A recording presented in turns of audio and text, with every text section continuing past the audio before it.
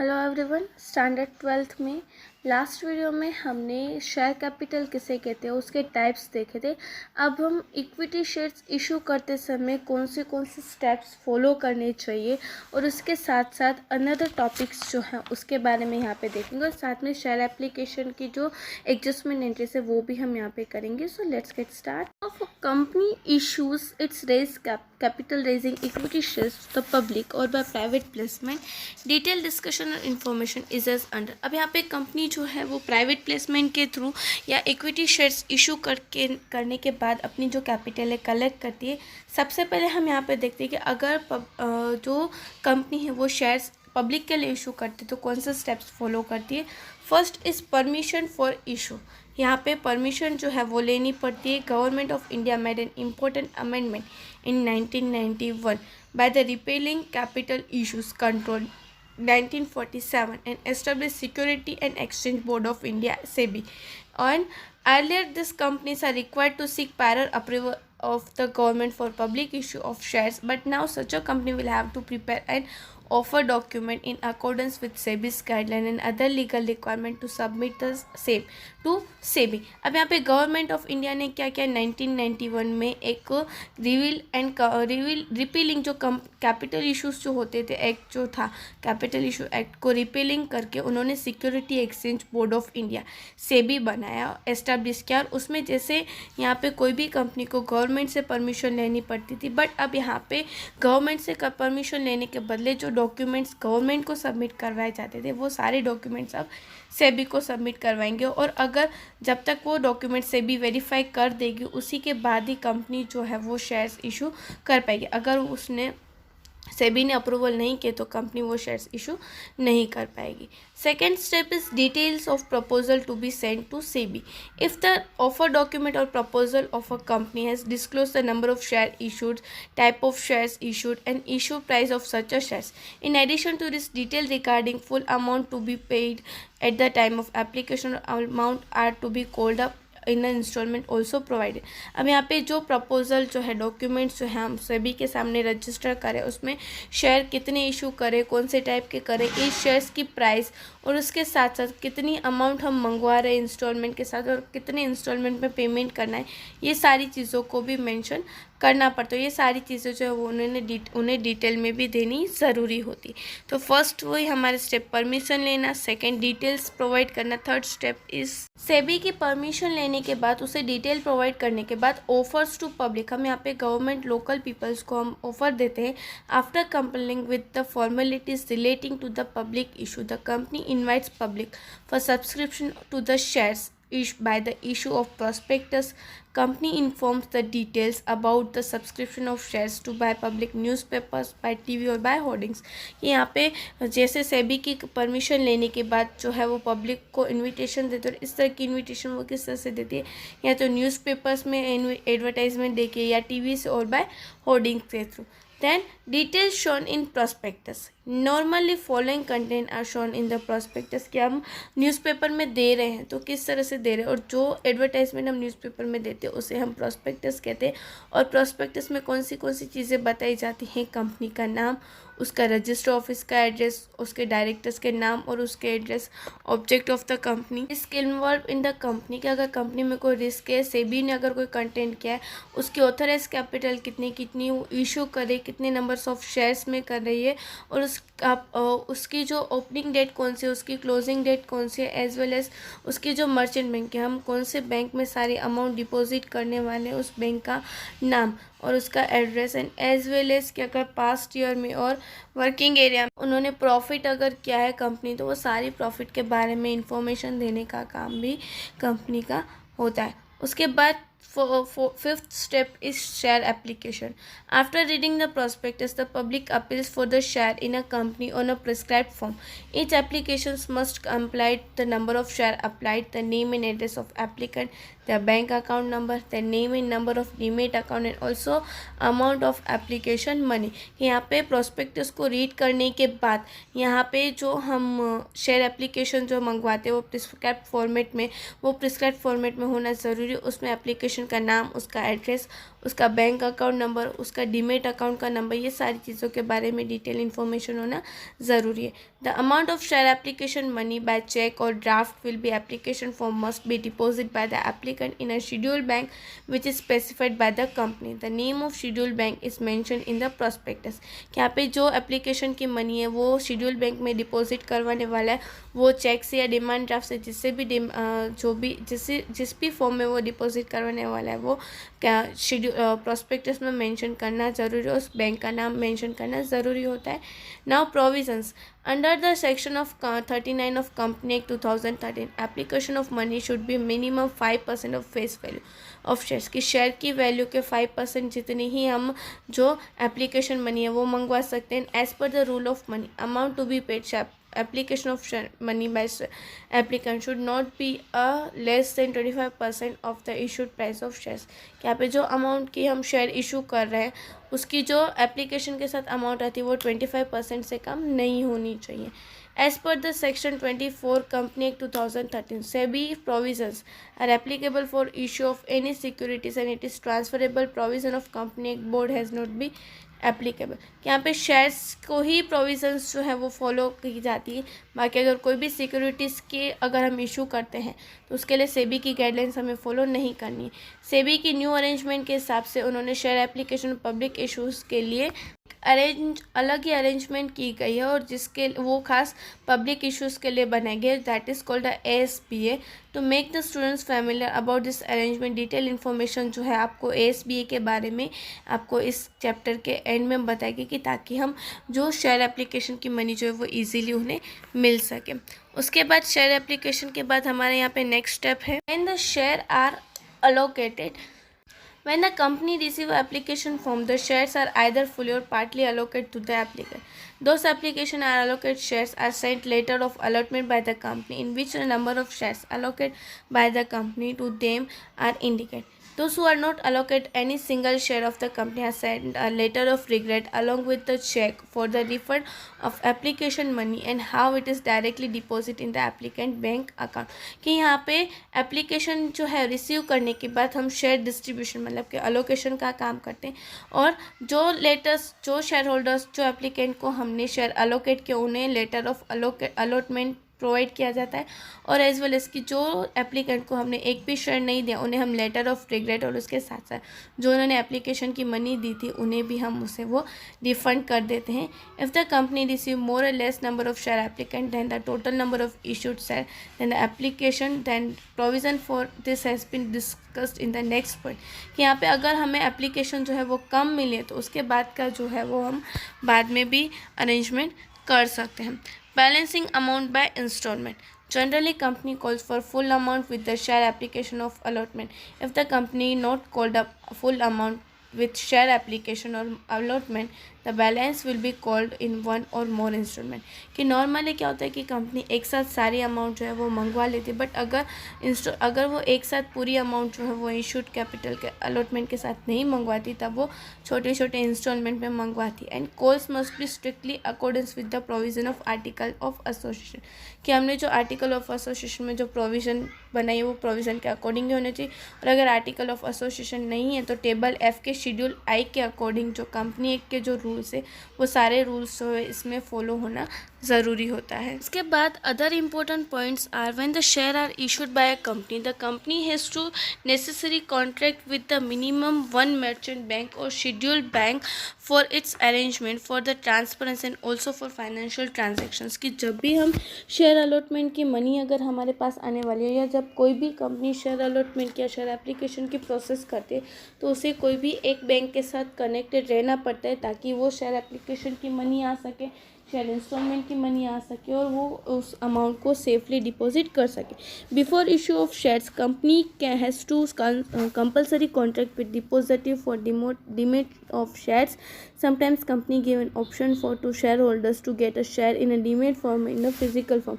In present circumstances, it is compulsory to open demat account. कि यहाँ पे demat format में compulsorily arrangement होना ज़रूरी है और any person can open to or keep a demat account in any bank or any financial institution who hold the legal permission to the demat account. कि यहाँ पे कोई भी person जो है वो demat account open करवा सकता है with the legal provisions which he have to और he or she she has to follow regarding this. Then after there will be also some Demat account is just like a saving account or current account in the bank. Entry for monetary transactions are kept in a saving account or current account. In the same manner, entry for purchase and sales of share transactions of the shares are kept in the Demat account.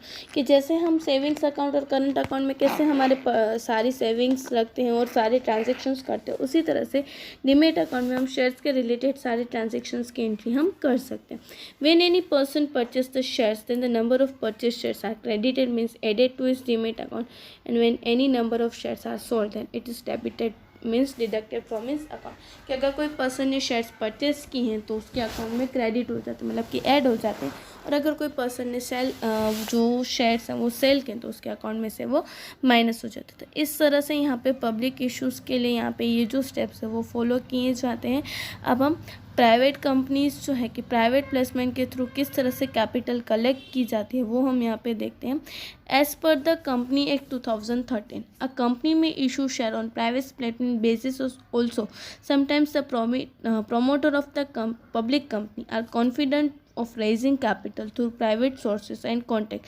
कि कभी कभी ऐसा होता है कि जो promoters होते हैं वो इतने कॉन्फिडेंट होते हैं कि वो उनके कॉन्टैक्ट के थ्रू, उनके पर्सनल सोर्सेज के थ्रू भी इजीली वो कैपिटल कर सकते हैं. और इन सच ए केस कंपनी जो है वो लोकल पब्लिक को इन्विटेशन नहीं देती है, बल्कि वो प्राइवेट प्लेसमेंट, मतलब कि उनके जो प्रमोटर्स होते हैं, उनके फ्रेंड्स, उनके रिलेटिव्स, उनके म्यूचुअल फंड्स के जो ग्रुप्स हैं, कंपनीज जो है, नॉन रेसिडेंट NRIs जो है, फाइनेंशियल इंस्टीट्यूशन जो है लाइक LIC है, UTI है, इंडस्ट्रियल क्रेडिट जो इन्वेस्टमेंट है, ये सारे लोगों को वो साथ में मिलके कर सकती है. और इस तरह की यहाँ पे जो म्यूचुअल फंड्स जो है वो प्राइवेट प्लेसमेंट के थ्रू सारी इन्फॉर्मेशन कलेक्ट की जाती है. कि वो हम डायरेक्टली पब्लिक को इन्विटेशन देने के बदले इस तरह से जो प्रमोटर्स होते हैं, उनके फ्रेंड्स, उनके रिलेटिव्स, उनके जो कंपनीज जो हैं, उन सारे जो अनदर कंपनीज हैं उनको ऑफर करते हैं. Then when such share are not offer to the public, the company need not to reach prospectus. Instead of issuing a prospectus, the promoter are required to prepare a draft prospectus as known as a statement in lieu. कि यहाँ पे हम public को invitation नहीं दे रहे, इसलिए हमें यहाँ पे पब्लिक को इन्विटेशन देने के लिए जो प्रॉस्पेक्टस हम इशू करते हैं, उसे प्रॉस्पेक्टस इशू करने की ज़रूरत नहीं पड़ती है. बट हम एक सेटलमेंट ऑफ ल्यू, मतलब कि यहाँ पे इतनी जो हमने अमाउंट है वो पेमेंट की है, कि जो इतनी अमाउंट जो है वो हमें प्राइवेट प्लेसमेंट के थ्रू मिल रही है, वो सारी चीज़ें जो है वो रजिस्टर करवाना ज़रूरी होता है 3 दिन के अंदर जो अलॉटमेंट हम करें उसके. In case of private placement of shares, allotment will not sell the shares for certain minimum period from the date of allotment. This period is known as lock-in period. मतलब कि यहाँ पे शेयर अलॉटमेंट जो हो जाती है उस allotment के बाद कुछ समय तक जो शेयर होल्डर्स है वो अपने शेयर सेल नहीं कर सकते हैं. कि जो अलॉटमेंट की पीरियड के बाद जो मिनिमम पीरियड रखा जाता है कि इतने पीरियड तक वो अपने शेयर सेल नहीं कर सकते, that is known as a lock-in period. कि यहाँ पे हम लॉक-इन पीरियड जो है वो हम कहते हैं उसे. कभी कभी ऐसा होता है कि हमें ओवर सब्सक्रिप्शन जो है वो शेयर्स के मिल जाते हैं और कभी कभी कम अमाउंट मिलती है, मतलब कि हमने जो एप्लीकेशन शेयर्स इशू किए उससे ज़्यादा भी मिलते हैं और कभी कभी कम भी मिलते हैं ना. And if application are receive for more number of shares then the share issued for public subscription, this is known as the over subscription. A company can not allot more than the shares issued, it has to refund excess application money to the applicant of shares. कि sometimes ऐसा होता है कि अगर company ने ज़्यादा amount जो है वो सब्सक्रिप्शन की आ जाती है, that is called over subscription. As company जो है वो उसकी जो सब्सक्रिप्शन जो है उन्होंने जितना सब्सक्राइब करना उससे ज़्यादा एप्लीकेशन मनी से ज़्यादा वो नहीं ले सकती. In this case company may allot full number of shares और नॉट अलोकेट एनी शेयर्स और partly number of shares to the share applicant against the share application. At that time यहाँ पे होता है कि अगर उसके पास ज़्यादा अलॉटमेंट आ जाती है तो पूरी अमाउंट शेयर होल्डर्स को दे दिया, उस शेयर होल्डर को, मतलब कि उस एप्लीकेंट को कोई भी अमाउंट अलोकेट ना करें या पार्टली अमाउंट जो है वो शेयर दे. कि सपोज़ कि 1000 शेयर्स की अगर एप्लीकेशन दी गई है तो वो 500 शेयर्स या 1000 शेयर्स पूरी एप्लीकेशन दे या एक भी शेयर्स ना दे. If a application are received for the less number of shares then the issued, it is known as under subscription. According to SEBI guideline, company must get share application money for at least 90% of the amount called up by public subscription, कि कभी कभी company का ऐसा हो कि अगर उसने जो शेयर एप्लीकेशन मनी उससे अगर कम अमाउंट उसके पास आती है, at that time it will be called a under subscription. और as per the SEBI act 90% amount जो वो शेयर एप्लीकेशन के साथ मंगवाना ज़रूरी होता है। The minimum amount of subscription should be received within 30 days from the date issue of the prospectus. If a company gets to fail minimum subscription, then the company cannot allot any share and within 50 days the total amount should be returned to the applicant. मतलब कि यहाँ पे इस तरह से अगर 90% amount नहीं मिलती है तो वो अमाउंट 30 डेज़ के अंदर नहीं मिलती तो 15 डेज़ के अंदर सारी अमाउंट जो है उन्हें रिडीम करनी पड़ती है, मतलब कि उन्हें रिटर्न करनी पड़ती है। And if the company fails to return amount within 15 days the interest will be charged 15% per annum he has to pay each days के यहाँ पे 15% पर एनम जो है उन्होंने इंटरेस्ट जो है वो चार्ज करना पड़ता है। जितना डेज़ वो डिले करेंगे उतने डेज़ तक उन्हें वो इंटरेस्ट जो है वो देना ज़रूरी लगता है कि अगर वो डिले करते हैं तब। अब हम IPO और FPO किसे कहते हैं वो देखते हैं। An initial public offering in the first time and that share stock of a private company offered for purchase to the public. क्या पे IPO का मीनिंग कि अगर कंपनी नई एस्टेब्लिश और फर्स्ट टाइम वो लोकल पीपल्स को इन्विटेशन दे रहे, that is called the IPO। Then if a company has already issued the shares to the public through IPO process and want to increase the share capital, then follow on public offer is issued by the company to the investor. कि अगर एक बार company ने already उन्होंने share issue कर दिए और उनको उनकी कैपिटल फंड फिर से रेज करने, एट दैट टाइम वो फॉलो ऑन पब्लिक ऑफर जो है वो इंट्रोड्यूस करते ताकि वो पब्लिक के पास से कैपिटल कलेक्ट कर सके। अब इस तरह से कंपनी जो है वो शेयर कैपिटल 3 टाइप्स से कलेक्ट कर सकती है, 3 वेज में वो कैपिटल जो है वो कलेक्ट कर सकती है। First is at par value, that means at face value if the total amount is payable by the share to the company is equal to the total face value of shares, the share has said to be issued at par. मतलब कि जो share की face value है उसी face value के according अगर हम shares issue करते that is called the share value at share issued at par. For example कि 10 रुपीज़ उसके फेस वैल्यू और हम 10 रुपीज़ में अगर इशू करते हैं तो that is called a par value. Then after second is at premium, अगर हम टोटल सब्सक्राइबर से उसकी जो फेस वैल्यू से ज़्यादा अमाउंट में अगर हम इशू करवाते हैं, अमाउंट से ज़्यादा अगर हम issue value, that is called a share issued at premium. For example कि अगर 10 रुपये की वैल्यू के शेयर को हम 14 रुपीज़ में इशू करते तो 4 रुपीज़ क्या है वो हमारे लिए प्रीमियम हुआ। एंड देन अकाउंटिंग इफेक्ट जो है वो हम इसकी प्रीमियम के अकाउंटिंग इफेक्ट हम किस तरह से देते हैं वो हम आगे देखेंगे। Then after share issued at discount, कि अगर कंपनी जो है वो उसकी फेस वैल्यू से कम वैल्यू में अगर इशू कर रही है जो शेयर है वो, that is called the share issued at discount. के फॉर एग्जांपल अगर 10 रुपये की वैल्यू के शेयर हम 9 रुपीज़ में इशू करें, that will be 1 rupees is called a discount. As per the section 53 of company would not longer to be permitted to issue shares at discount, कि company ज़्यादा समय तक इस तरह से डिस्काउंटेड शेयर इशू वो नहीं कर सकती है। And only shares discount sweat equity shares देते तभी हम डिस्काउंटेड शेयर्स जो है वो दे सकते हैं। इस तरह से हम शेयर्स इशू करते हैं। अब जब हम शेयर इशू करते हैं कि शेयर हम जो शेयर हम इशू करते हैं तब कौन सी एडजस्टमेंट एंट्रीज जो है वो कंपनी जो है वो उनके अकाउंट्स में करती है वो हम यहाँ पे देखेंगे। फर्स्ट इज, अगर हमारे पास शेयर एप्लीकेशन मनी जो है वो हमारे पास आती है, at that time bank account will be debited and to the share application amount is credited. और नरेशन क्या है कि bank share application amount will be credited to the bank account. And when the share application is more than the shares and जो हमारे access values है वो हम क्या करते हैं, जो उनके एप्लीकेंट है उन्हें रिडीम करते हैं। At that time general entry will be share application account debit to bank account credit. यहाँ पे मैंने नरेशन मेंशन नहीं किया, आपको नरेशन जो है वो हम बाद में देखेंगे। When the board of directors are approve, अगर अलॉटमेंट के लिए अप्रूवल मिल जाता है, at that time share application account debit to share capital account credit. इस तरह से यहाँ पे हम एंट्रीज करते हैं। उसके बाद फोर्थ एंट्री क्या होगी कि शेयर अलॉटमेंट जो है वो हमने की है, उसकी एंट्री होगी share allotment account debit to share capital account credit, कि इतने पर्सन्स को हमने इतने शेयर्स जो है वो अलॉटेड किए हैं।